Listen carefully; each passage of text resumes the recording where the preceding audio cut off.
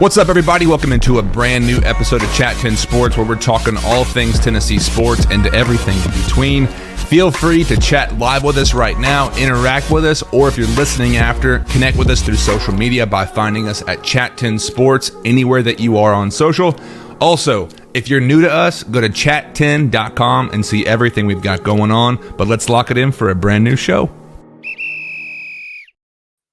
What's up, everybody? Welcome into a brand new episode of Chat 10 Sports. Happy Thanksgiving week, everybody. We'll start off with that. I know at the end of this show, obviously, we got Rainey Vol here, Chase Green as well. We'll be discussing everything with, the Vols, the Titans. Obviously, we'll be talking about maybe some Thanksgiving entrees and see what the GOAT entrees bring. But in case you're new to us, do us a favor, thumbs up wherever you're watching. Obviously, crank it in, become active in the chat. If you're watching on Twitter, jump over to YouTube or to Facebook because we can actually see your comments. It'd be a huge help for us. Love the interaction. But if you are new, chat10.com, you'll find everything about us. But we're here to discuss the Vols, the Titans, everything in between. Obviously, Vandy, just in general, crazy week in college sports as well as the NFL in some ways. But guys, how are we doing? Rainey, how are you doing? Obviously, great to have you back again. How was your weekend, sir? Oh, it was good. It was fine. I'm still not completely past what happened on Saturday. But with that being said, I'm now praying for pure chaos in the college football world. I want everything that can go wrong to go wrong on Saturday. I want to see it all just blow up. I want to see just insane chaos, everyone freaking out, not knowing what to do, people beating people that ain't supposed to beat people, rivalry weekend. I want to see just in immense, intense chaos. I want to see it all. Well, Craig's coming off the top rope here. If we're going to talk about the Vols, I'm going to bust out the whiskey. Bust it out, boys. Bring it in, buddy. In Austin with Channel yesterday had their podcast. They had a therapy session. We'll have a bit of a discussion of our own. But yeah, if you need the whiskey, Craig, come on out. But Chase, man, how are you? Obviously, crazy weekend. But give me your thoughts on the surface of the Vols and the debacle that was in Columbia. Yeah, that was a brutal weekend all around because Carolina also lost to Georgia Tech for me too, and it just gave. It's just like it felt like my girlfriend cheated on me with like the ugly annoying guy. Like she cheated on me with like a high school version of Spencer Rattler. You know, that's kind of what I felt like. He had his one great day, and I hate. He looks like an actual rat. He like does. He's yeah. ugly. Yeah. And he's not a cool dude. Like you can tell he's a douchebag. Well, here's the insult to injury, because if your girlfriend did cheat on you with Spencer Rattler, it would have been after that game because the guy played damn near perfect football. He sure did. I mean, and here's where I want to start. And again, if you're watching with us, whether it's on Twitter, whether it's on YouTube or Facebook, give us your thoughts in the chat. Huge embarrassment for me, and that's what I'll just throw it out. It was, I mean, you shit the bed, when you shit the bed, and the Vols showed up. It was a similar energy at the beginning when the Vols just get shell-shocked. Chris Fowler said it at one point, and I was like, come on, they're going to get it back. Surely this won't have the same feel as Georgia, but it just, once the levee broke, it was flood city, and it was just all South Carolina. But my thing is this. We've seen a lot of this stuff before this game. The issues on defense, the tackling issues. I think even other fan bases have made mention of that. But what stuck out to you guys? I know there were some other things defensively that changed. I know that, Rainey, you guys talked about a bit. I don't want to take everything off of what you guys had, but what else stuck out offensively, defensively, and obviously just Hendon Hooker, the news of his injury is a shot in the gut. But give me your full thoughts as far as what other things really stuck out as far as the kind of bottom falling out for the Vols on Saturday. Yeah, they didn't just shit the bed.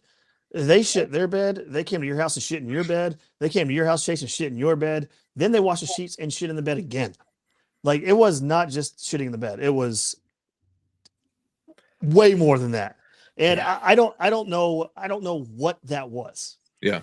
I don't know what that was.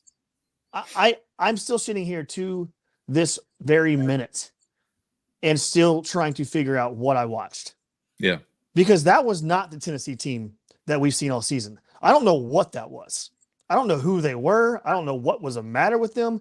You've heard all the rumors, blah, blah, blah, blah, blah.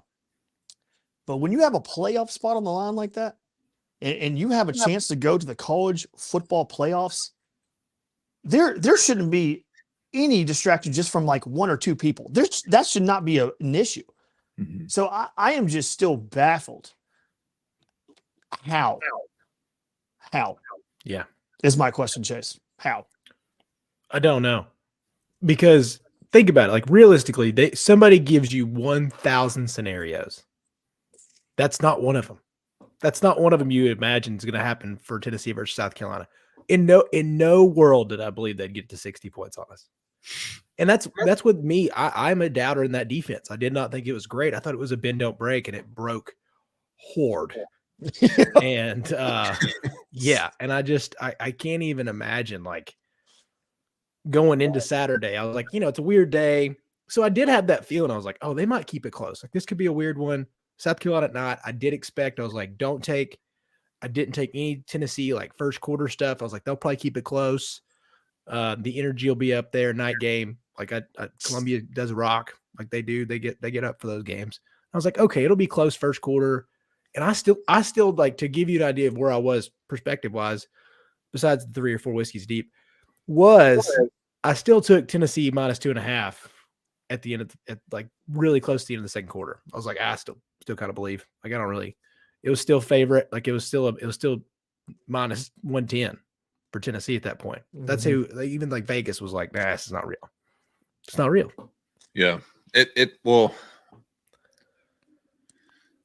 if it was any other situation where it's just like Randy said, you have to basically fall into this, stumble over, obviously putting up 38 points. What was it? 38 Yeah. points should be more than enough against South Carolina. You shit the bed. But here's my problem. We've had success, obviously, rushing the passer. They seem to completely abandon that. Obviously, the second end issues. I don't know if you guys want to talk about these rumors swirling about Banks and Hooker. I know there's a lot of smoke, but not a ton of fire. It's kind of crazy dysfunctional family feel where it's like you're bringing that up. Like you think we're really having that type of problem. And here's the thing. These are young guys. Stuff like that does happen, sure. But when the implications are as high as they are, and I mean, the payout for the team, not just a player or anything like that. And obviously, just to put, if anyone doesn't know that, if you're watching or listening, Banks has addressed it. Heupel has kind of scooted around it. It's obviously a non-issue because here now, I mean, I don't think Banks is one guy to be able to come out there and stop what Spencer Rattler was doing. So just all that to say, it seems this is where the gap between defensive, depth and actual experience, because when your offense is as good as the Vols have been this year, you can afford to miss some tackles. You can afford to stay on the field longer than you should. But, dude, it looked like Spencer Rattler could have been a Heisman candidate right now, the way that he was able to, float the ball and just burn our guys. And it's disappointing because I think the whole time you heard about the matchup between Hyatt and their cornerback, I forget his name, but it seemed like their receivers on our DBs was just, light years difference as far as actual talent level. So I don't want to beat a dead horse. I think we've said enough as far as what we thought of the game.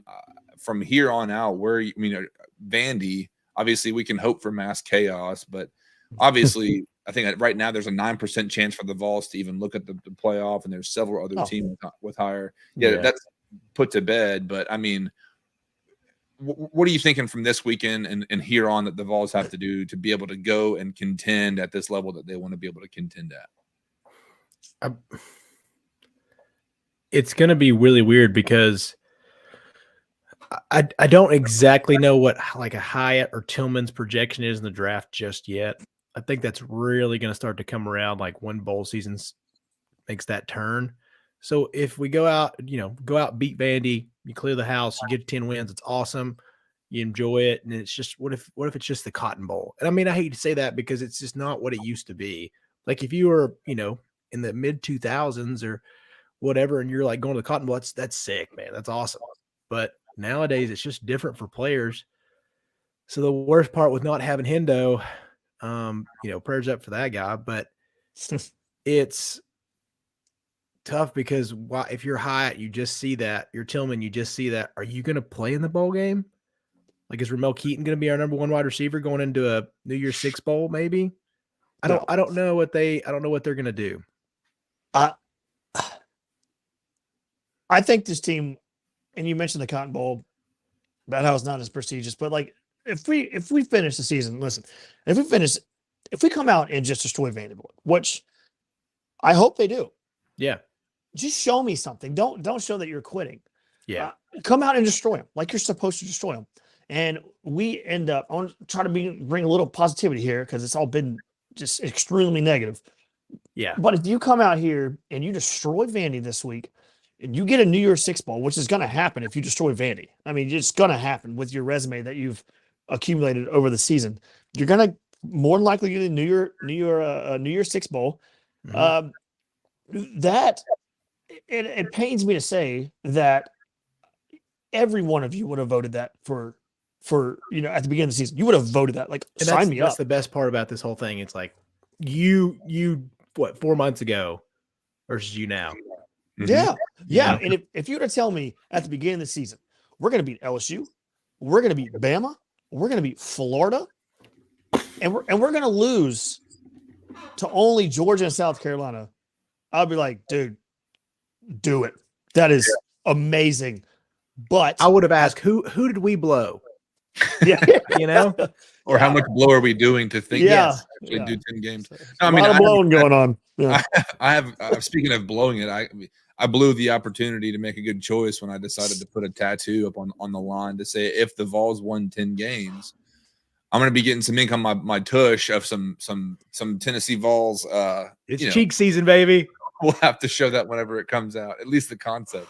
But no, I mean, like you're saying, I think if we look back on what the Vols were projected to do, what we were actually considering, obviously playoffs were one conversation, and then SEC championship was the hope to project you into that. And it's like, good Lord. But what I want to see now is Heupel has the ability to get the guys offensively through NIL, through recruitment, all the above. Find some defensive guys now because you are the mastermind offensively. You have to find the guys that are going to be the Al Wilsons to be able to go on the other side of the line. And you have some talent there, but it seems like it's still so young and so raw that you're still not you're not able to hang, as we've made the analogy of a MMA fighter before. Like they're not ready to hang with champions yet. They're not ready, but I mean, the future's really freaking bright right now. And it's like, let's freaking go. But we've talked about this. Baseball, basketball, and football are in a really, really damn good spot right now. Not to mention other athletics with University of Tennessee. But tonight, I think it's one of those things, like there's so much negativity, but I mean, hats off to South Carolina. That's one thing I do love seeing from Vols Twitter, where it's like, hey, we straight up got our ass whooped tonight. And no one close. Yeah. And here's the thing. I am somebody who got cocky, and it's fun to get into the magic of, hey, look at what the Vols are doing, because the Cinderella story of all that, obviously midnight came a little bit quicker than what we anticipated, but like, it's still a good ride. It's still a good run. And just in general, I don't know if you guys want to move to full on conversation about other games, but it was obviously mass chaos from Michigan and TCU, even Ohio State getting dicey there. But I want to mention one thing real quick. Yes, sir. And I don't know if I mentioned this on y'all's podcast, because like I said before we got on here, I've been on so many podcasts. I don't know which one I said this on, but tell me if you've heard me say this before. I said it on our podcast, Trey, the channel podcast. This reminds me of the Taj Boyd Clemson team. It reminds me of the Taj Boyd Clemson team. They kind of set the foundation. And I'm not saying Nico is the next Deshaun Watson or anything like that, but you had the. But are you? But there's the question: are you? But like, you had Taj Boyd. He made playing offense at Clemson sexy. Like, he made it like, this is fun. Yep. And then you have a quarterback like Deshaun Watson. It's like, all right, I'm going to go there because this is right up my alley. You have Nico coming in for Tennessee, right up my alley. I feel like this team is so similar to that Clemson team that won 10 games that year. And that elevated them into that realm of just, you got to respect us. You can't overlook us. You just can't. And that Taj Boyd team set the foundation for what they have been and what they are. Like, they're respected. Like, they are a top name in college football. And I hope I'm right when I say it, but I just feel like this is the Tosh Boyd Clemson team with Hendon Hooker and all the things that happened with them. And I think it's a good comparison. Like, I really do. Like, I think it's pretty accurate of what this team is. Mm-hmm. Yeah, because I want to ask y'all this, like, and it's hard to compare, say yes or good or bad because of what we had in the past 3 or 4 coaches. But Halpel couldn't have handled all this any better. Like on the show, talking about, we have to hurt first. I don't think he could have handled this weekend any better, considering the issues. It's a lot. Again, you don't want to have a situation where was it Shy Tuttle that fell on his helmet and that whole thing. But, Yes. We don't want to have that type totally of fell. like. Yeah, but it's strange. And again, the idea is so outlandish for a group of anybody to say, hey, let's risk this championship opportunity. But yeah, I mean, I agree as far as I think even too after the Georgia game, I watched him with Bob Kessler on their show after the fact and just like, you just got to take it in stride. And some days you get exposed and some days you expose others. And the Vols, like, what is it? Still 5 ranked wins over, I mean, the things we were doing, able to see the Vols do, I should say, offensively. I think all credit to him. I mean, he's put it in there. He's taken, we didn't have anticipation of Jalen having the year he's had. Obviously, Brew McCoy, even Tillman coming off of injury. But all in all, I mean, pretty damn good, outing as far as this year with the coaching staff. I do want to bring this up here as far as just some comments because Craig's saying going through the motions on defense. I know they haven't been great, but they looked a step behind and lost at the same time. Also, would have paid good money for someone to punch Haddon and to shut him up. Yeah. Yeah, but Here's the thing. The defense, they had this problem last season.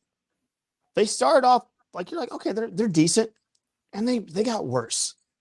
And this year it's kind of the same thing. They're getting worse. And I'm sorry, but that's coaching. mm-hmm.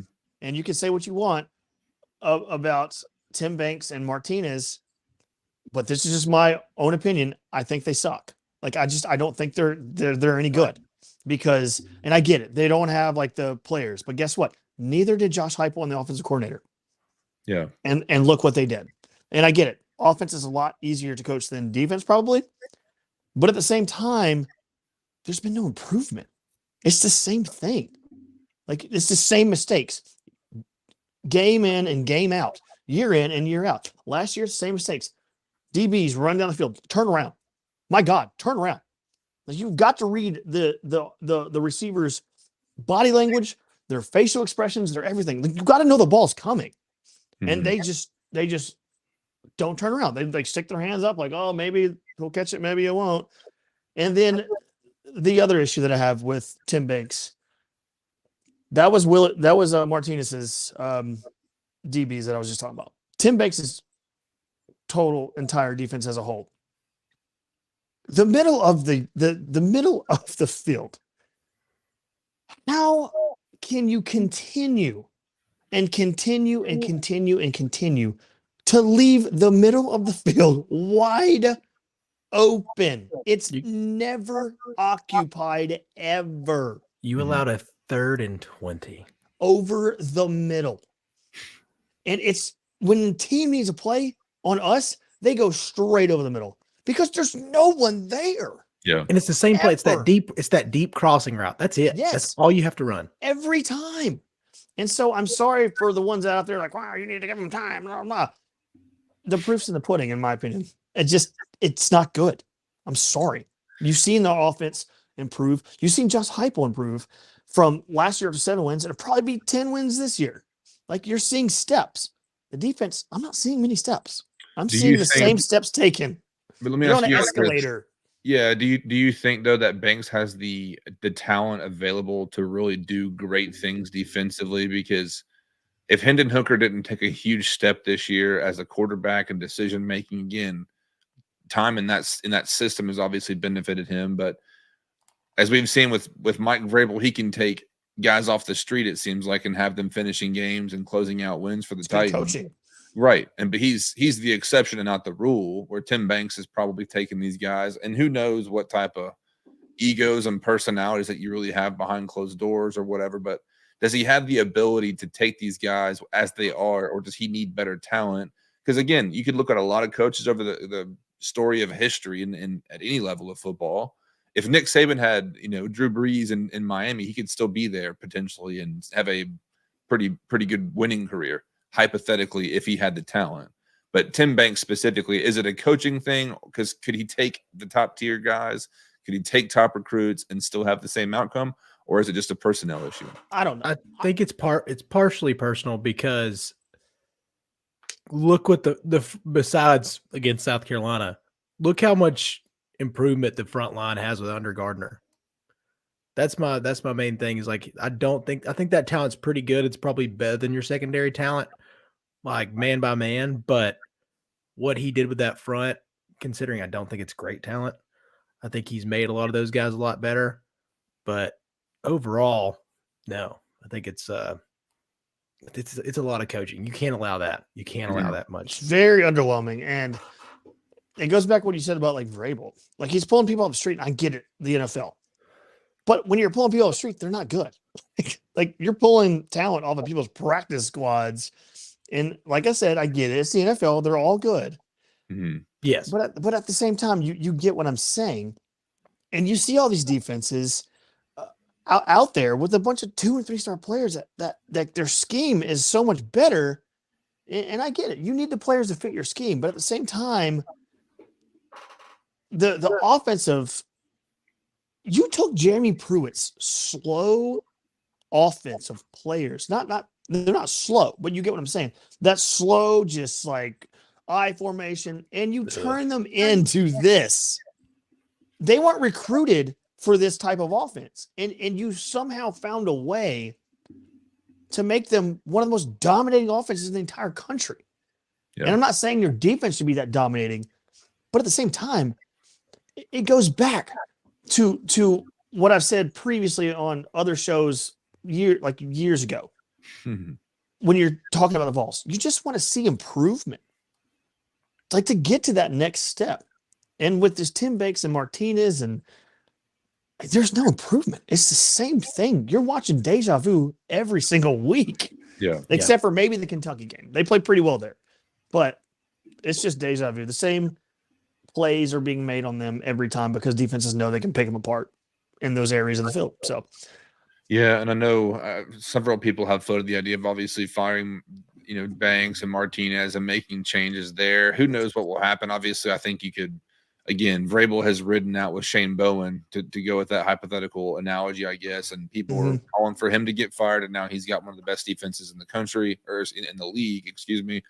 But yeah, I would love to see a hard push for transfer portal guys to, defensively to come here, because how many years did we have that big old defensive tackle, the Hainsworth, the John Henderson, to take up the middle? You had guys at 3 levels. And right now, you've had some players, guys have made good plays, but there's obviously a big gap between where they're at and where you want to be in the conversation with these top tier teams. Because, speaking of defense, just to move in more college football general conversation here, obviously, of the teams that are still in the hunt, Georgia's still number 1, did not have a wonderful time with Kentucky. But obviously Ohio State with Maryland, Michigan having their issues, and TCU literally kicking the ball and running guys on the field, which they practice. But give me y'all's thoughts. What was, aside from the Vols, what was the biggest surprise of Saturday for you guys? Down goes Frazier. There goes my water bottle. Yeah.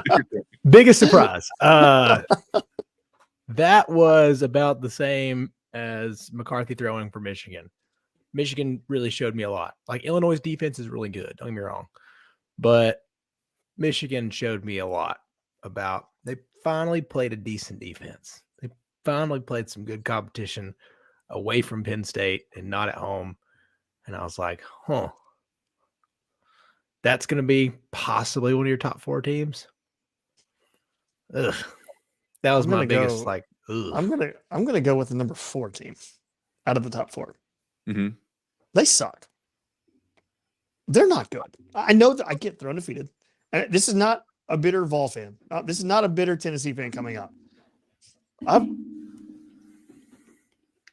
You are barely escaping these inferior opponents all the time. Mm-hmm. Like, oh, we went to Texas. Texas sucks. Texas is terrible. They're not good. And you barely won this weekend. I mean, barely by the skin of your teeth. You won. Guess what? In the playoffs, you're not going to be able to do that. Yeah. These teams are going to take advantage of you making those mistakes that you make. And that quarterback for TCU, like, he's good. Dude I could be completely wrong. The dude, to me, he's a good runner and stuff. His passing ability, he's going to get ripped to shreds against a good defense. I mean, ripped to shreds. It's going to be a terrible matchup for them versus Georgia. They're missing their best wide receiver. Guy's going to go to the NFL. But Dugan can play.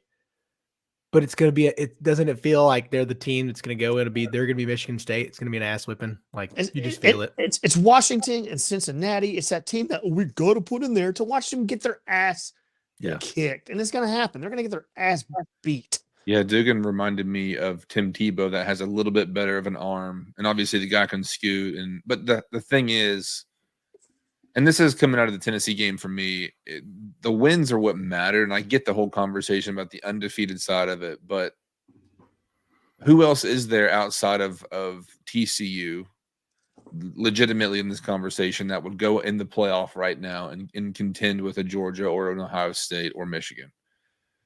Because what was it? USC, I didn't see the final of their game with UCLA. But 48-45. It's so bad. They're just so bad. Yeah. They can score. They can score. But I guess my point is it's sad to see a team like TCU who again, the undefeated record, if they lose one game, where are they going to drop to, right? Because it's like they're not in the conversation, and I hate to see a spot taken up, but that is the other disappointing side of it, where the Vols just had such a crisp opportunity to squeeze it in. Mm-hmm. But I'll say this because of what I'm looking for in the playoff, I guess from here on, I think it's Georgia's to win. I don't know that any other team can Ohio State really contend with Georgia if they were going head to head today. I hate to say this, like, because it's it's like when they play right, their talent's there, man. They're a type of team that can step up at the moment. They're just good. Mm-hmm. You're not going to see it throughout the season, but you just know they're good. Like, you see the talent on their team. You see CJ Stroud, super good. When a big game arises, they're going to arise. Like, they that's just how they are. They're a dominant program.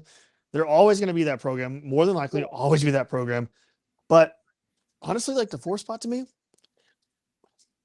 even if they lose the SEC championship, LSU is probably like the 4th best team in the country right now over this USC and TCU stuff, because USC, like you just mentioned, Chase, like, it's just all they can do is score. All they can do is score. Their defense is trash. It's kind of similar to Tennessee, where all they can do is score. They're a top 10 team, I believe. But at the same time, it's just like, you need the defense, and LSU, I'm not being SEC homer or anything like that, but just the eye test. I watch them, and you guys remember that Baker? You guys remember that Baker Mayfield Oklahoma team that got trounced in the first round? Like, they went out and they scored with, I think it was Bama. That first game. I think it was Bama. They played the first game. No, it was Georgia. It was Georgia. They went out there and they just put up a ton of points, and Georgia matched them, of course. But then, like, they could only get to like 45, and like Baker's like, dude, what else can I do, man? and Georgia's just scoring at will. And Baker and that squad, and CD Lamb, like, all those guys are just like defense. Like, we're just asking for like a slowdown, like one stop. That's kind of what USC would be like. They're going to put up 40. I really do think they'd put up like 40, 42, something like that on Georgia, but I think that'd be like Georgia's 50-point game. Like, it would be bad. That's where I look at teams now, and Georgia is such a unique thing because of their defense and how they're built, because so many teams are just built to crank out points, and they can hang, and that's what college football kind of is, and it's exciting for sure. But I mean, defenses win championships, right? I mean, it's something for me that's for the Vols, for any program that wants to be up there. That's where I want to see a hard-nosed defense go up against Georgia. And I think Georgia's not as good as we think they are in the sense of just obviously 16-6 over Kentucky, but a really bad. I mean, what does it say about Georgia? Obviously, I think they pulled the dogs off when we were in Sanford, but for South Carolina to go down there and hang 63 on us, like, what does that actually say about Georgia? Especially, go ahead. Actually, I'm gonna talk about something else, so you can comment on that, Chase. Yeah, it's just so crazy to me, like that Georgia can win weird and like in different aspects, because that 16-6, sure, it looks closer, but you never had to worry. They're just like, we just can't score today. You know, they can get 16, they'll beat you, they'll just lock you up. Levis is not a threat to them, but it doesn't feel as dominant this year. You know, like, to be honest, like I really felt like those, not to give them too much credit because I hate them so much, but like that Florida team that beat Ohio State like 41-7 or whatever that was, like that was a dominant team. There's been some really dominant team. Cam Newton felt like he dominant. He was so dominant that it didn't matter. Like those teams, you're like, holy shit, what are we gonna do? There doesn't feel like a holy shit, what are we gonna do team? Because I do feel like Ohio State at their best could probably beat a Georgia at 95%. I don't know if y'all feel the same way. Here's a thing that I want to bring another team into the discussion right now about they're peaking too late. They got off to an early Vanderbilt. Yeah. I should not laugh because I'm nervous. I can't. I'm sorry. I just cannot laugh. This is not 16. This is not 16. But an extended playoff, I think after this weekend, I would love to see. This is why I think they should expand the playoffs to about 8 to 10 teams. I don't know. Florida State. Yes. Florida State is their quarterback, Travis, is a little firecracker dude. I mean, that guy is fast. I mean, their offense seems to be unstoppable, and their defense is playing pretty well too. I think they're sitting at like 16 right now because they got up to that slow, horrible start. Yeah. But they're hitting a really good stride right now.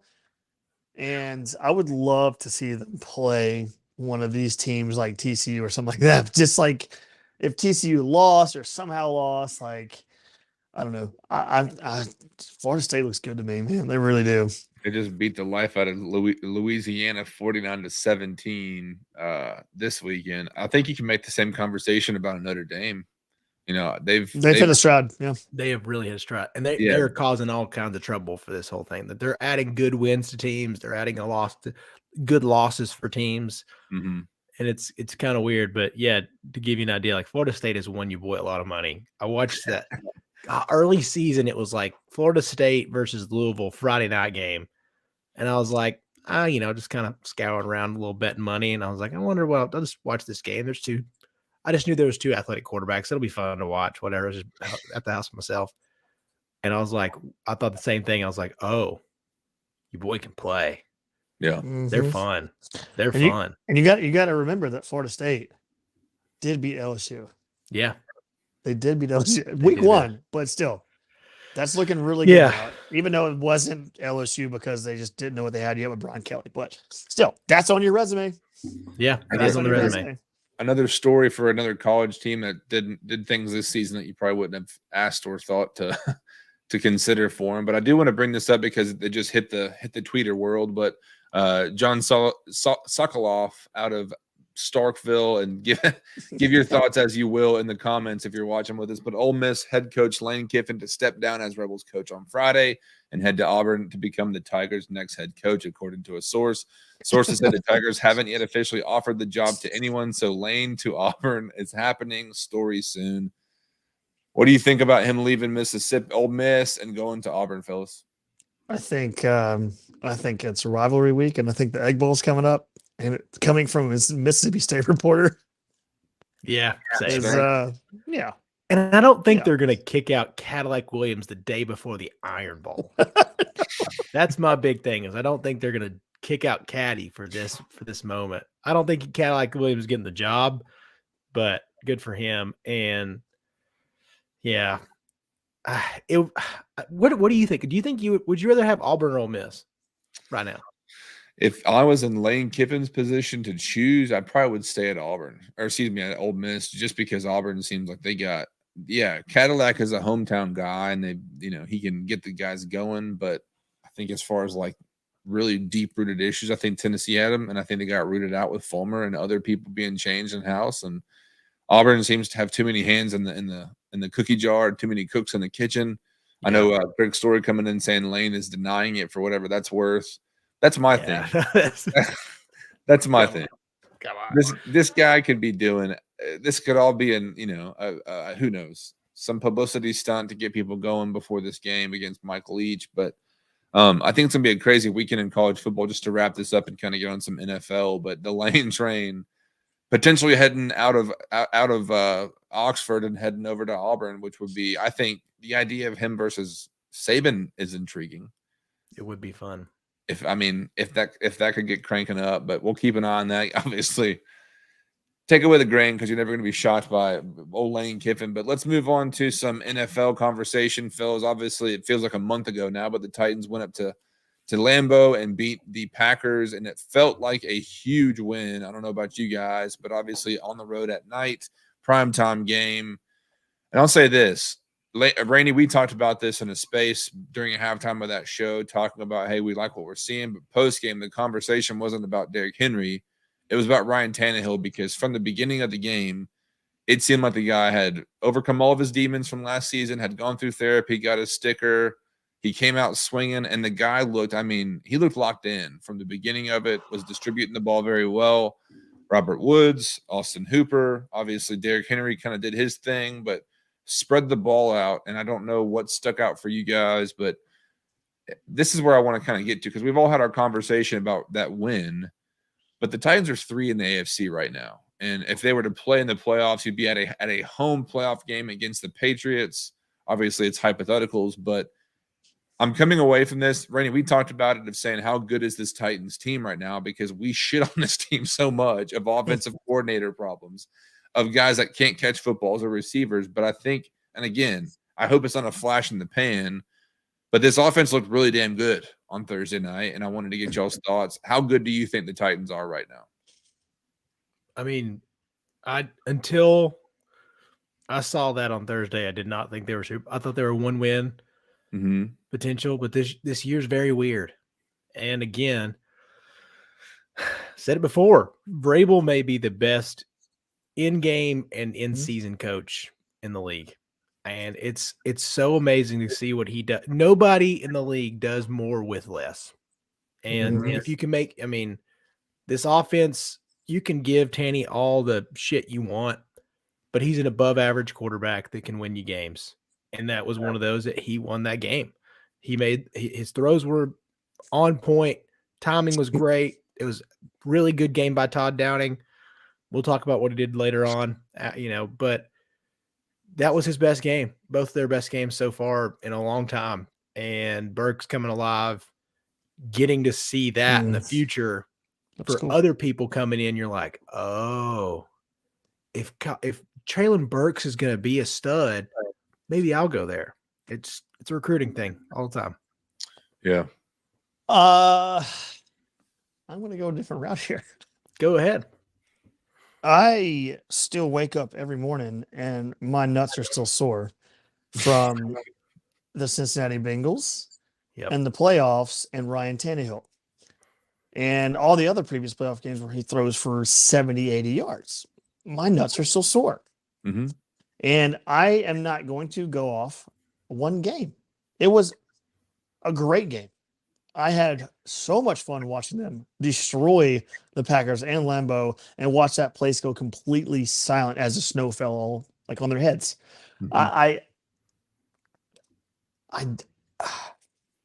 It's like what Chase just said. This NFL season is weird. No one is actually looks good I mean, the Chiefs look good. They're always going to look good. But at the same time, you look at everyone's record in the NFL, you're like, well, we got one of the better records in the NFL. Like you have to look at it and be like, well, I mean, it goes back to what you said, Chase. Vrabel is a top 5 coach in the NFL. There's no overshadowing that because that guy is damn good. And it goes back to what Aaron Rodgers said at the beginning of the season. Yeah. And they were just talking about, oh, the Titans this, Titans that. I think they're going to suck. And Aaron Rodgers looks straight in the reporter's face and says, do they still have Mike Vrabel? And the reporter goes, yeah. He's like, still got Derrick Henry? He's like, yeah. He's like, so what are we talking about here? Yeah. He's like, they're going to be good as long as that is happening. So I'm still, my nuts are still sore. Yeah. They're recovering a little bit after the Green Bay win, even though Green Bay isn't Green Bay. And they're not good. They're not good, but this defense, my gosh, is dominant. They are bullies. Like you are feeling it the next day after you play this team. That's the truth. And like, again, how much of that is Vrabel, elevating guys' play? Because you've seen the Tier Tards, you've seen the guys coming off the bench getting sacks throughout the last couple of weeks. This defense is able to throw 4 guys at the quarterback and get pressure. And we've talked about how in the past we couldn't buy a pass rusher, and obviously Harold Landry going down was something nobody anticipated or planned for. But for us to still be here, I mean, this is the second year in a row they're going through probably a record rate of people trying to fill spots and keep it going. But at the end of the day, I mean, I get the Tannehill kind of jet lag, if you will, because he is what he is. And I think it's something that, again, people make constant comparisons, and maybe it's just the hubris for us to get cocky and believe we could actually win a Super Bowl.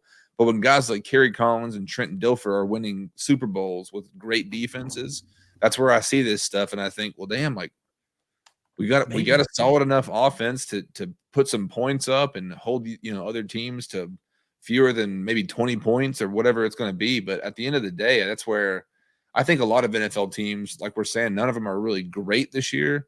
I don't know if people are feeling salary cap issues or what, but you're seeing a lot more teams doing the same things the Titans are doing, where they're picking players off practice squads because maybe the litter's been picked through so many different times. But all that to say, the winning does fix everything, because you could say the whole Vrabel hire could go back to John Robinson, which, I mean, we give him so much crap, but for the first time in a long time, Treylon Burks, obviously Robert Woods, you had guys. This was my big kicker. As much shit as we want to give Ryan Tannehill, the receivers actually did stuff on Thursday. Yep, they did. They were catching the ball, which is, again, like you ask them to do a little bit, and you're just like, you get paid to do this, bro. Like you are hit the jugs machine. But Austin Hooper, all of a sudden, drawing some attention, he's able to convert. But I want to talk about the receivers because, I mean, from NWI, ever since the conversation of them having literally no receiving yards by the receiving group in KC to going from where we were on Thursday, obviously that's a pretty big improvement that we could talk about with the Titans as well if we're talking about wanting to see improvements. But what are you expecting from here with Treylon Burks? Because coming off of turf toe after a month, like, damn, all right, this kid was hungry. He kept his head down and kept his legs moving. But are you expecting this out of the receiving group now? Because obviously the Bengals in a week and a half or whatnot. But Treylon Burks, is he the guy that could potentially fulfill where A.J. Brown has left this gaping hole in all of our hearts? Really feels like it, doesn't it? Really does. Yeah. And if you listen to Locked On Titans, our boy TikTok Titans is great with it. But he mentioned this, like, it moves NWI into his natural role of becoming the 4th or 5th look. Mm-hmm. And he can have those big games. You're going to need that 1 or 2 from him. And he can do that. Like, he's 6'3", 6'4", really great athlete. He's going to be a mismatch in some aspect of the game against somebody. But now it moves him into a better spot if Treylon can really become that guy. And I just think guys like Treylon, he gives a shit, and he's really talented, and that's a great combination that we've not had. I don't know about you, Rennie. I think Austin Hooper coming on is why this is happening, because he is starting to show up. He's starting to make a big difference in the style of play we almost play, because Yeah. you have to keep an eye on him, because he's, like I said, he's starting to show up. But Traylon Burks and NWI, Burks, I hope he's starting to kind of round into rhythm. Like, he's healthy. Mhm. He's not AJ Brown. We got to stop this AJ Brown BS. The dude's not AJ Brown. He's different than AJ Brown. Mhm. He is. And I get so sick of turning the radio every single week. And like, oh, AJ Brown, Traylon Burks. Like, stop. Yeah. They're not the same person. They're not the same player. He's completely different. And let him play like himself. Stop comparing him to someone else. Because if you compare him to someone else, you're never going to be satisfied. Ever. And Chase, like you said, like, dude's good. Like, Yeah. Dude can play. the dudes can play. If Tannehill can hit him on the slants, I mean, some of the same, game planning, scheming things that they were trying to do for AJ Brown in this offense, I think you can do it with Traylon. But he is quick, man, and it seems like he's getting crisper in his routes because some of the separation, and even Tannehill. I mean, Tannehill's been accurate to the point where he's hitting guys within a healthy amount of radius, if you will, for them to get it, and they just flat out dropped the ball. But it seemed like everything was right where it was supposed to be. Obviously, we've talked about Todd Downing. My big hiccup right now is you're expecting some type of suspension, maybe 3-game league, or maybe it's a team thing. But Tim Kelly's sitting right there, and obviously some people are going to the point of saying fire Todd Downing, hand the reins off. There's also people out there saying, did Tim Kelly have something to do with this scheming and play calling rhythm? Because Todd Downing did not look like Todd Downing in the same way that Ryan Tannehill did not look like Ryan Tannehill. Well, Todd Downing was probably drunk, so it's probably. Yeah, that's fine. And that's that. Well, here's my thing. Like, if we got a glimpse of what this offense looks like with a little bit less Todd Downing, terrible timing, terrible decision, terrible all that stuff from Todd Downing post game. But can the Titans, kind of see what you have here in the wings, waiting with a guy like Tim Kelly, or is it a committee thing? But I'm at the point now where if we can do that, we need to be expecting that stuff. And again, if our head coach can shuffle like that, shuffle players and find guys to do it, I think he should be able to do the same thing with his coaching staff. Yeah. And I'm gonna give my honest opinion. When I saw the Todd Downing news, it popped up on my feed. My honest opinion was, oh no. Yeah. I was like, guys, look at this. No, like, no. He wasn't ready. Guys, like, he wasn't ready. Like, yeah, I was just like, no. Yeah. Yeah. It fits weirdly enough. Like, he has his first good game. And the first thing, that Friday in Nashville radio, we're all 104.5 fans. Like, it was his first day to get his flowers. There was going to be nobody who's going to poo-poo on his parade that day. And at 4:58 in the morning, that idiot screws himself for life. Yeah, they were flowers of joyfulness, and then they turn into flowers of putting into your casket. Yes. It completely changed around. Completely. What kind of flowers they were. Yeah, it's bad. Well, I know a lot of people are grasping for what's the precedence, because obviously Isaiah Wilson a couple years ago doing donuts on Broadway. And here's the big thing. I know a lot of people have said this kind of stuff. God. But the team provides you obviously free lift rides anywhere that you need to go. If he was drinking on the plane, that's a bigger conversation, because now the NFL is saying you saw Taylor Heineke drinking while he had his chains on, and obviously Todd Downing. They're ruling out teams being able to drink post game, which is, again, one bad apple spoils the whole bunch kind of a thing. It's just stupid. It's just dumb. Yeah. And I don't know if you've seen, but Isaiah Wilson is a great rapper, so that's going well for him. So the Jay-Z of our generation. I mean, he is just, yes. I mean, Beyonce and beyond. Come on. Yeah. Well, let's see, boys. I know we got 10 minutes here. I know we want to talk some Thanksgiving entrees, but anything in the NFL that happened last weekend? Obviously, my fantasy team. I don't know how you guys are doing. My fantasy team is on the IR. Half of them are injured. I feel like I'm in the depths of it, but yeah, I'm at the point now where it's like, all right, the Titans are looking at playoff picture. Let's start looking at this thing and stop focusing on the fantasy team. One quick tip in fantasy is what I do every year. I will research the injury status of players and how much they get injured, and I will draft by that. You'll win every time. Wow. Just draft healthy players. Get a bunch of B+ players, and you'll win every time. Yeah. Money ball. Every time. I actually changed my name to Team Questionable. That's how bad it got. Team IR. Yeah, it was a joke. Worst fantasy you ever had. I said it on Friday on the radio, and I was like, if there's one thing I want you to take the Cowboys over the Vikings. Like, it's perfect. It's perfect. I mean, the Vikings had come off this huge win. Cowboys come off a very tough loss. It's how the NFL works. Everybody and their mother's probably going to take the Minnesota Vikings money line. They're like, oh, the Cowboys have faltered. Fade that public, baby. Fade that public. And then, so it's so hard for me in the NFL because you can watch one game. You can watch the Colts beat the Chiefs. You're like, you know what? The Colts are pretty good. And you're like, no, Dan Orlovsky, they're not. And then you look at it from a different perspective and you're like, wow, the 7-1 Minnesota Vikings just beat the Bills. Are they the best team? And you watch them and you're like, no, they're not the best team. They're a good team. They're a really good NFC team, but they are not in category 1 of NFL teams. Agreed. Your eyeballs will do that to you. So your eyeballs are like, they're good. They're not good. Yeah.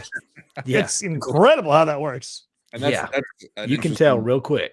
Interesting take as far as people with analytics of like the old eye test is as good as anything. But anything, fellas, let's talk about some Thanksgiving. I don't know what you guys are looking forward to. I'll be heading to Nashville Thursday, maybe Wednesday night.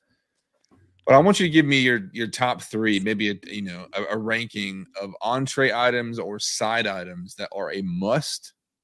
And if you see, maybe we can do a bad one too. If you see this on the menu item, or if you see this as you're in the line, you're thinking, "Oh hell no!" Yeah. So I'm gonna start. Maybe we'll go like, no particular ranking, but just give me your 3. But I'm gonna start this one off with one of my favorites for any type of holiday, but it just happens to hit at Christmas. Green bean casserole is by far and away, with the cream of mushroom or whatever it is, in the actual green bean goodness, the onion crisp, like we're talking about our worst ones first. No. Let's not even go. Are you serious? Your taste buds are broken. Oh my God. Get them out of here. All right. You get out of here. Let me make my points here. I'm going to send you a bag of Starburst and some green bean casserole. Get that out of here. I'll send you a bag of get the hell out. Oh my gosh. I'm getting assaulted out here. Gavin coming out here saying it's garbage. No, Gavin, you're broken too, son. I'm sorry. Whoever hurt you, whoever misled you guys, whoever beat you with green beans.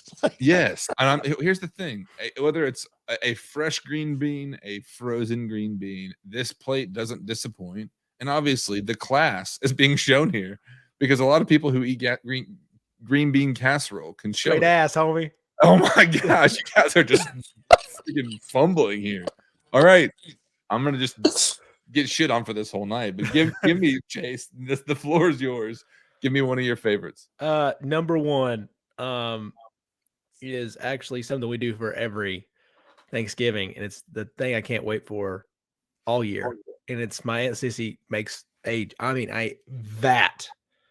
gigantic cauldron, if you will, of chicken and dumplings. Ooh. And it is the greatest thing. Thursday, Friday, Saturday. Well, not 1, not 2, not 3 dishes. We're going all weekend, baby. And it's my favorite part. I had chicken and dumplings at Cracker Barrel one time and immediately threw up. So that's Cracker Barrel's though. That's it's not your Aunt Sissy's. I'm sorry, but it's the best. She probably grows to Cracker Barrel and gets them and brings them to the. No. I've been making those bad boys for years. Okay. All right, Randy, what's one of your favorites to go to? It is the most enjoyable food that will give you the most gas of all time. Baby, give me them deviled eggs. Give them. Ooh, I will yeah. eat an entire dozen of deviled eggs. I can Give me smell the it from here. gas. Give me the Oh poo my smelling room, dude. Dude, it's brutal in there. It Hey. is so good. Let me tell you this though. So there's a place out of Pigeon Forge that's now come down to Ottawa, but the local goat has a deep fried deviled egg. And oh my gosh, yes, what you're saying, Rainey, but then deep fried on top of that was phenomenal. Gosh. So- you just went from me having gas to shooting through a screen door. Yeah. Yeah. I thought you were gonna go with the Polish sausage line and the lighting of my heart. Yeah. Oh my gosh, no, that's a great pick. I mean, Yeah. so far so good. Chicken and dumplings, and I've made a soup this week. And soups this time of the year, I'm telling you, are just incredible. It hits right, doesn't it? My number 2, good, and maybe we'll go a little bit longer here. That's fine. But I'm gonna go my second. I'm bringing to the table and fire at will. Anybody that wants to come at me for this one, sweet potato casserole with marshmallows on top. Oh, beautiful. Oh, yeah. No. Perfect, crisp. Beautiful. I mean, you can almost put and maybe I'll get shot for this. You could put a dollop of vanilla ice cream on top of a little pecan. I could see that. Yeah. I would Good. do it. I would do it. No. No one no is shit on denying there. that. No one's denying that. If someone does in the comments, your Thanksgiving should be canceled. Yeah. Find a new show. Yeah, Just- find a new family. Wait a second, Like- Gavin. This quickly went from a favorite Thanksgiving food to a roast session. Hey, not all of us are classy and like green bean casserole. I'm sorry. Speaking of roast, I'm just kidding. No. Golly, you're gonna have to go, Chase. Do your Okay. second one. Actually, we'll ask this real quick. Are you stuffing or dressing? How do you refer to it? There is a difference, in my opinion. Turkey and dressing is different than stuffing. Well, stuffing, So- if it's inside the bird, if it's in a casserole dish, I Mhm. like stuffing, or I like dressing for the sake of some bread, some moisture to soak Yeah. up whatever. Be that binder of like turkey and green bean casserole. Thank God for green bean casserole. They're both good. yeah, They're both good. They're both good. but I would go dressing if I'm a dressing or a too. stuffing. Yeah. Okay. See, we're more of a dressing. Like dressing and gravy Mhm. is what I look forward to most. Mhm. Probably outside the chicken and dumplings. Like I'm going all carbs here, boys. There ain't no keto here. You know? Craig's all I want. coming in dressing. This is the South. South, Day. damn it. Okay, Yeah. I get it. Yeah. It's so real to me. What you got, Rainey? Give me a And big. don't forget desserts now. We Oh gotta no, run- we're getting to those. I've got them. They're up Yeah. here. I mean, they're stored up here. I'm just already craving it. I'm getting a sweet tooth as we're talking. Give me that big ass bowl of macaroni and cheese. Oh yeah. That has the burnt cheese on top, Mount crispy on Rushmore. top. Oh, Mount my Rushmore. God. Give me that, baby. Mount I'm Rushmore starving. of side dishes. Yeah, I think they take the cake. I'm gonna make it quick here, just because I think for my top 3, which I'm gonna put my dessert here. Pumpkin pie. Oh, I know pecan pie gets a lot of love. Mhm. I don't think you're wrong, but pumpkin pie with a fat old chilled piece of whipped cream on top. As I said it, Rainey said whipped cream. Like a that made me tingle. I'm telling you though, if you have a homemade, and I mean, if it's store bought, we're not going to throw stones at you. But a homemade, even a pumpkin made pumpkin pie. So good. But I mean, there's a lot of different pies. Chef's so kiss. yeah, the dessert world here is wide open for the taking. But Chase, what do you got for your number 3? Oh, I probably would put. I would. I mean, I don't want to steal yours. I can fade if we need to, but sweet potato casserole would probably be my third now. It's really rose up the rankings for me in the last like 3 or 4 years. It wasn't always my go-to early, but it's made a great run here. It was kind of like Clemson after Tosh Boyd. Yeah. Made a rise. Let me just make a note right here. Craig says no If- wrong choices with pies. Facts. If something has the word casserole in it, you're gonna make it probably better. Yeah. Yeah. Yeah. Put some more cheese Yeah. in it. It can be like mustard casserole. Probably good. Probably good. Yeah. Yeah, it's probably good. Oh, Uh, actually, I'm fading mine real quick. Let me go back. another one. It's like it's a specific aunt dish, but this is a garlic cheese mashed potatoes that my aunt Delane makes. So good. So good. Incredibly. You have like the cheese and the garlic mixture in the mashed And potatoes. they do that right when they get that baked layer on top. Yeah. Mhm. Oh my God, I'm horny. Yeah. Okay. Oh yeah. Honey, Talk dirty to me. Talk to you, baby. we got some good stuff in the chat going here. Craig saying my mom makes a chest squares that are fantastic. Hey, if you're putting this stuff in the chat, you guys have to send it to us so we can taste it and see. Yeah. Gavin saying hash brown casserole. Hey, Hash brown casserole, Gavin. Yes. Yes. I'll say this about Cracker Barrel. Their hash brown casserole. Yes. Goats. Incredible. They set the standard. Rainey, did you give your third yet? Do you have I your? did not. I'm going to go with you with pumpkin pie, but my all-time favorite is what you already said, pecan pie. Is it Pecan pie? Okay. Is it Pecan. Is it pecan or is it pecan? It doesn't matter. Tomato. Yeah. Dumbasses. Let's not start this debate. But I don't know. There's just something about that gushy, sugary goodness that is below the pecans that makes me just want to pass out and go to sleep. It's one of those you're already miserable, but you know you can finish that. Gotta pecan do pie. it. Yeah. You gotta do it. This is probably gonna make me throw up, but I'm gonna do it.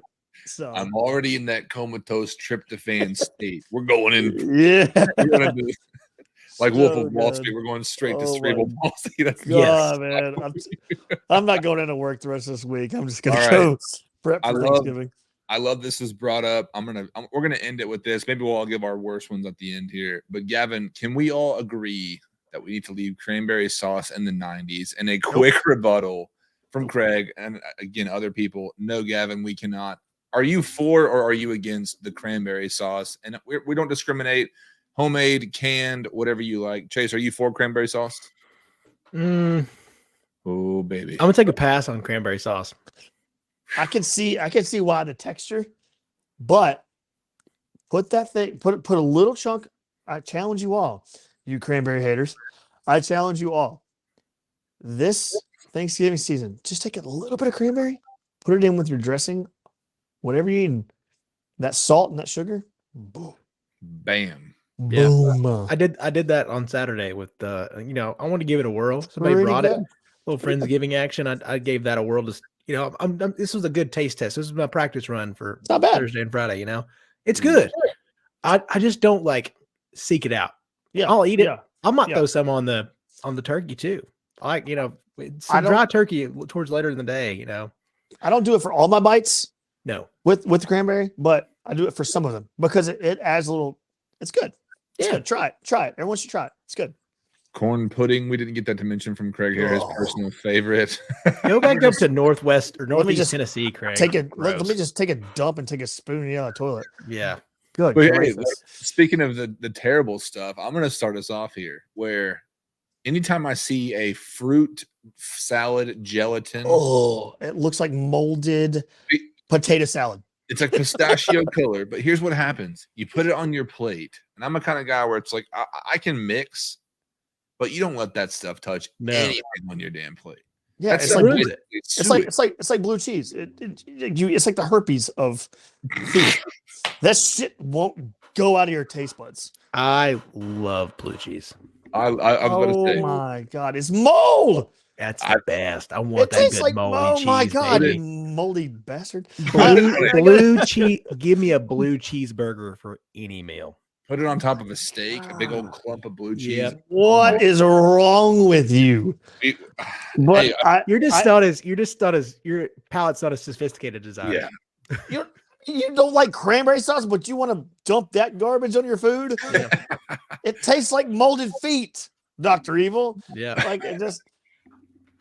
Hey, but let's not get away from what we're really shitting on here. This fruit salad stuff has to stop. Yes. This stuff is sewage. It's not It's even funny sewage. anymore.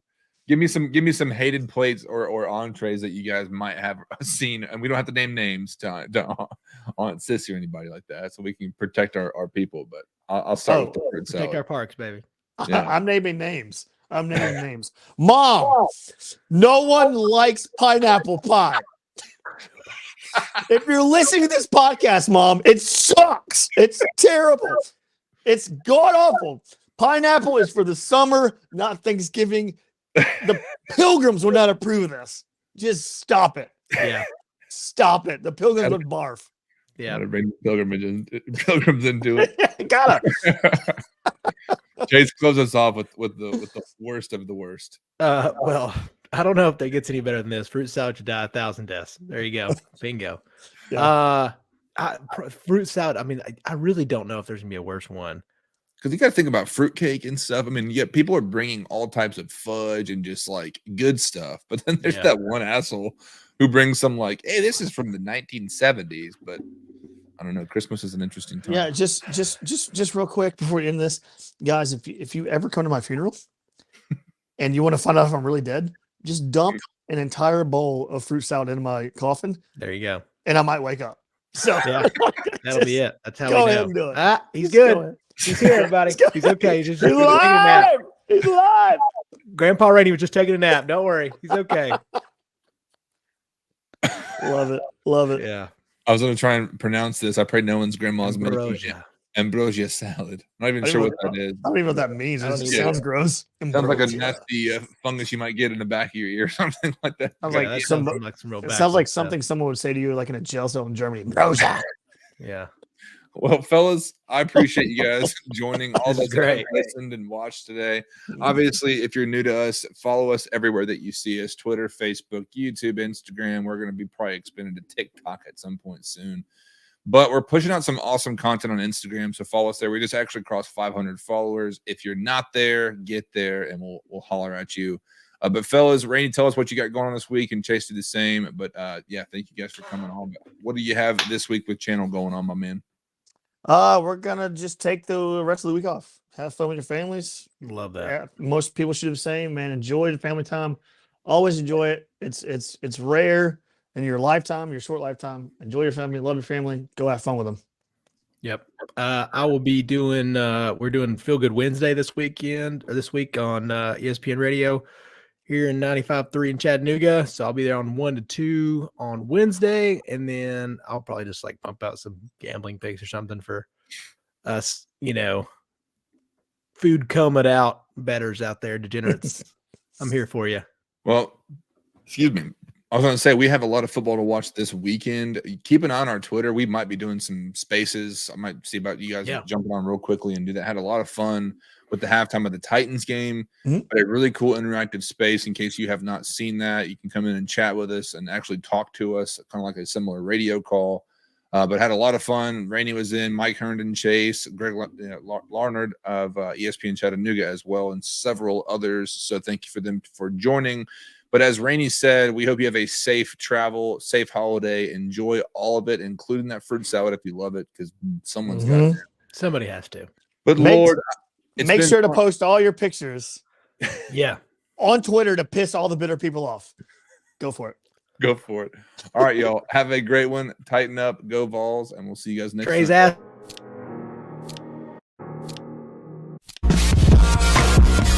What's up, everybody? Welcome into a brand new episode of Chat 10 Sports.